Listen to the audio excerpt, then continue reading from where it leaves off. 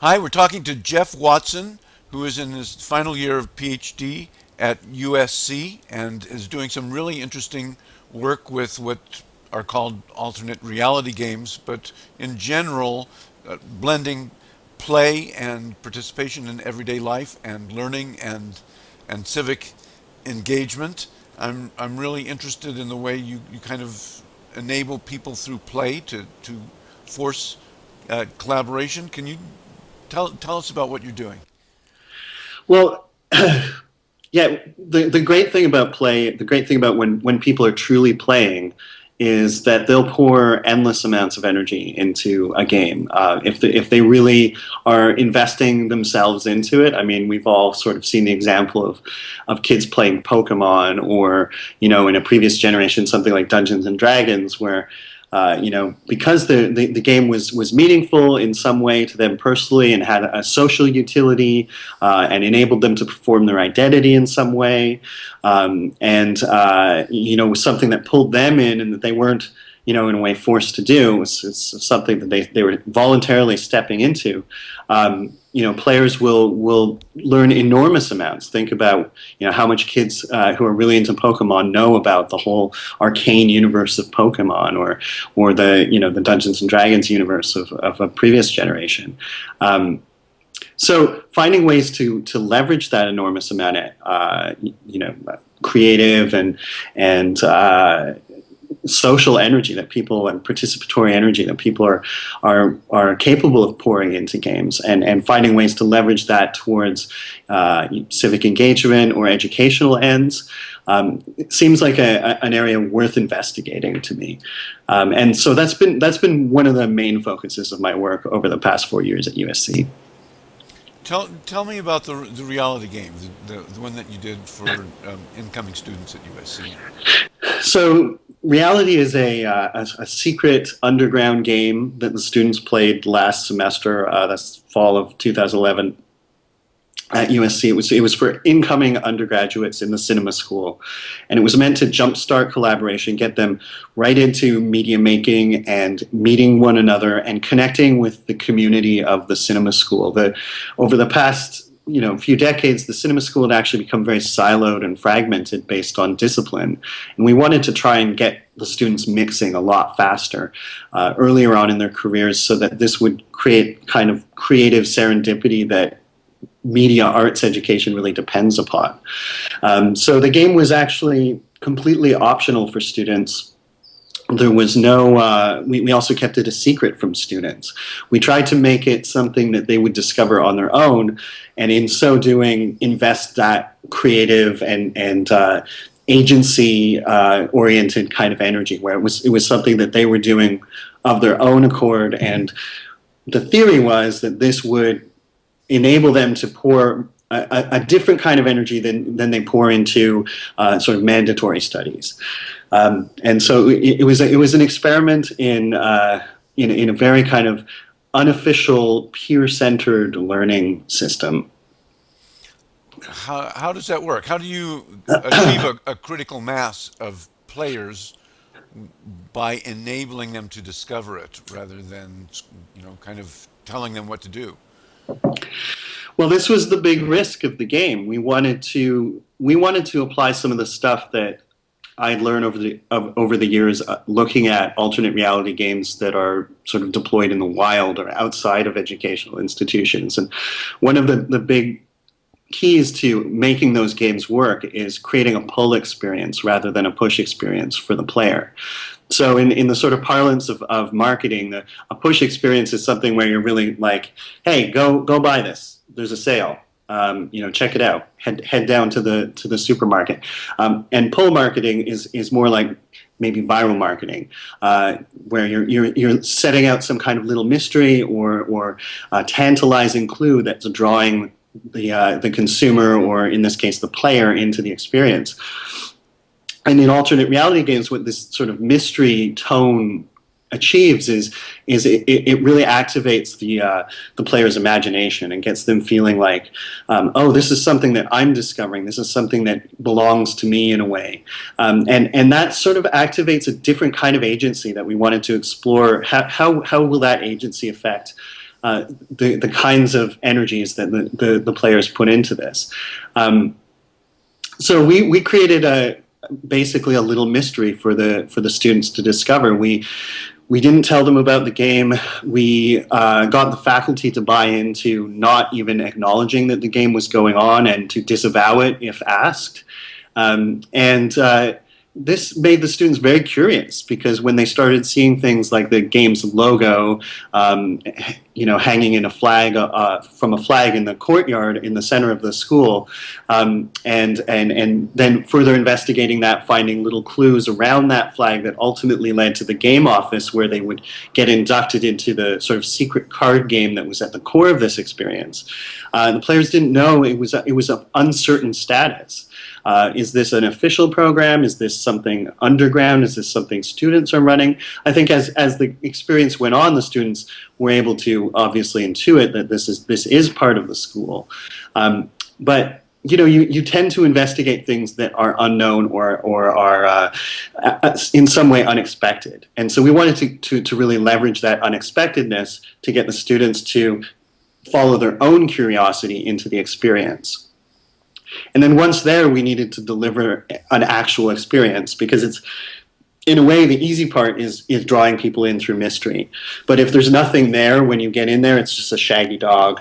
And so we were very careful to, in a way, all that sort of mystery stuff was just the gateway or the rabbit hole that led the students into the actual game, which was a tight card-based game mechanic. Can you paint a picture for me of how that works? So I'm an entering USC student in this program. Where do these cards come from, and what do I do with them, and how do I interact with others? How do I discover this game? Right. So some of the students, there were about 150 incoming freshmen. Some of them received these mysterious postcards. We only sent out about 30 of those. We wanted to constantly be playing with scarcity. So imagine you're one of the students that receives one of these postcards. All the postcard says on it is carry your cards with you at all times. And there's no further information on it. There's no USC branding. You've just got this postcard. And these students got this in about July, and school began mid-August. So maybe you get that, you think about it, you forget about it. Then you show up on campus, and right the day before you show up, you get a mysterious email that just has a string of numbers in it, but some reference to your actual location where you live in the dorm at USC. So clearly, and it's from a mysterious person named Dr. Huizinga. So students would get this, and if they decoded the message in there, it would lead to this web page, which was just an image, which was a set of instructions about what to do when you see the flag. And again, there was no explanation. What flag? What is this about? But it had the game logo on it, and it said, when you see the flag, go to the flag, go in a group, look around. There will be further instructions there. So then during that first week of class, we hung this actual flag, which I actually have. We have several of these. So we hung one of these flags up from the third floor balcony in the courtyard at the school, and we left a small Super 8 camera with a little star on the side of it. And if you opened the camera, so if you went to the flag and you found this camera, which also had the game logo on the camera, inside there was a little sort of puzzle clue. And if you decoded that, it would tell you where the location of the secret game office was. And the clue would say, come and play, and it was then the room number of the game office. The game office was a physical office where myself and some other game runners would reside for pretty much every day that the game was on. The game ran for 120 days. And so in a way, it was kind of like office hours for us, but we would just sort of staff this game office. And so as a player then, if you found this clue, you would then follow it and come into the game office, where I would give you a packet of cards and a login for the website, for the game. I would also say that I don't really know what this is. I'm just a grad student who's been hired to manage this office. But there's instructions on the website and there's instructions in the game card packet. So then the players would look through the game cards. There was a little instruction card in there that told them how to play the game. And the game is basically about combining cards. And by combining the cards, you create creative prompts. And then you score points in the game by actually making media based on those creative prompts and submitting them to the website. So the students would gradually piece out how that component of the game, which is really the main play of the game, works after that encounter in the game office. All of this would lead to word of mouth, spreading knowledge of the game. So for the first few players, they went through that whole cycle of finding the flag and finding the little clue box and then ending up at the game office. But then gradually they started posting to Facebook and saying what they had found. The other students started hearing about this. And then as the game went on, each week, the points leaders at the end of each week would be connected to these mentorship experiences with alumni from the school, where they would go on these very kind of intimate encounters with alumni at odd locations, very different from your typical encounters that you might have with an alum or a mentor. And word of that started to spread around too, and that increased the buzz and started to draw more players into, I want to find out about this. You know, that sounds interesting, that sounds like something fun. And then also the fact that all the students were submitting all these media projects that they were creating through the game, those were then being shared on Facebook as well. And the other students were like, hey, I want to create media projects too. That's why I came to media arts school. So it started to kind of feed back on itself, kind of like a dynamo, and gradually drew in. That first week was totally nerve-wracking for us because we didn't know if this strategy was going to work. But after that feedback cycle started going, quickly we had a kind of a hockey stick graph, and students were signing up, and we got about 70 to 80% of the incoming class by the end of the semester was participating in the game. Well, that sounds like fantastic for the students that were involved in it. Probably something that they will remember for a long time. Of course, I think the element of surprise and mystery is part of it. It doesn't sound like something that you would foresee replicating on thousands of campuses because you're probably not going to have the sense of mystery. What would you extrapolate from this about how others might think in terms of including play and this kind of forced collaboration and mystery in learning? Yeah. Well, I mean, first on the mystery count, that's definitely going to be an issue for us because we're going to run the game again next year. And absolutely, the students who come into this school have done their research. They will know that this game happened last year because it ended up getting some press. And if you do Google searches for USC Cinema School now, you start getting a lot of stuff from the game. As in your search results. So the students are going to know, so we won't be able to leverage mystery the same way. But I think we can still go with some of those basic practices of making it feel alternative and outside of the regular stream of school. If we were to make the game mandatory, for example, that would really kind of undercut, we believe that would undercut a lot of that sort of voluntary agency that we're leveraging out of the players.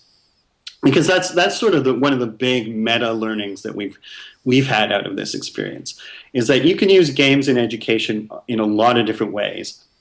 Obviously, games are really good at teaching systems thinking. They're really good at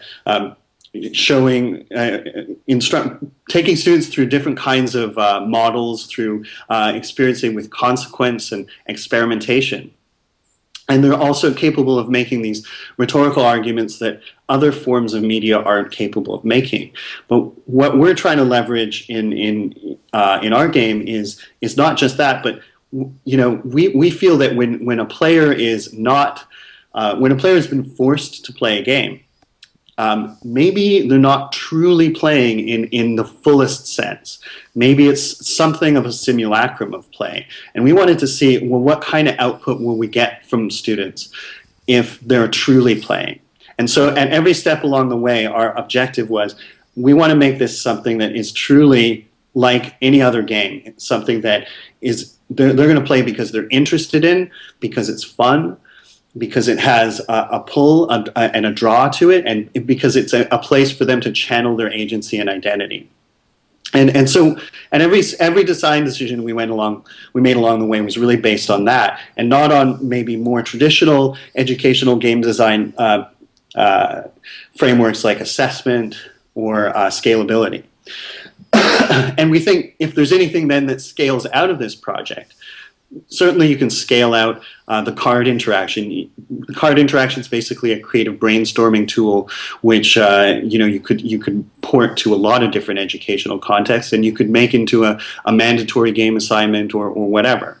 But the sort of larger learning that we're and a larger body of knowledge we're trying to generate through this project is what can we do when we're really leveraging when we're really trying to make a real game and engage students in real play, which is sort of inherently a choice rather than something they're being forced to do. Sounds I don't wonderful, know if that Jeff. answered your question. Yeah, yeah. That felt like a rambling answer to me. Well, it's really exciting research.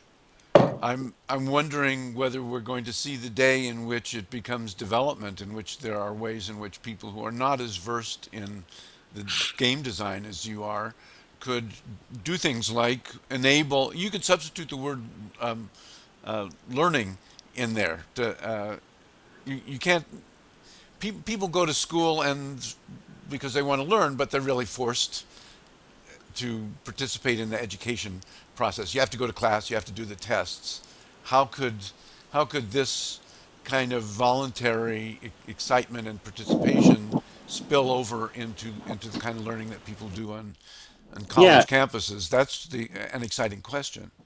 I think it's really exciting, and it's some of it goes off of research around communities of practice, where you see that the learning in many communities of practices takes place maybe more through the apprentice to apprentice relationship than the master to apprentice relationship, and that really the masters can also be learning from the apprentices and vice versa. And I think a game like this is a way to kind of grease the wheels of that apprentice to apprentice learning or peer to peer learning. And in that sense, it's not really something that's competing with. We never thought of this as like, okay, we're going to replace the whole, mandatory education system with a big game that's entirely optional. But we do feel like it's an important augmentation to any existing system, and we feel like it can scale beyond this. We just wanted to really develop our initial model in a very sort of constrained way without planning too far ahead. Sometimes it's a bit of putting the cart before the horse from a designer's perspective, to be designing for, okay, how is this going to scale to like 5,000 schools next year? It can sort of inhibit your ability to experiment, and so we really tried to constrain our experiment just to this small population, and now hopefully we're going to be able to start deriving best practices that we can expand out to broader contexts. And that's definitely the future of this research. I look forward to hearing about what happens when you try this again in the fall. Yeah, it's going to be an interesting puzzle for us to solve to make that work. Well, this has been mind expanding. Thank you, Jeff. Thank you so much, Howard. Great talking to you.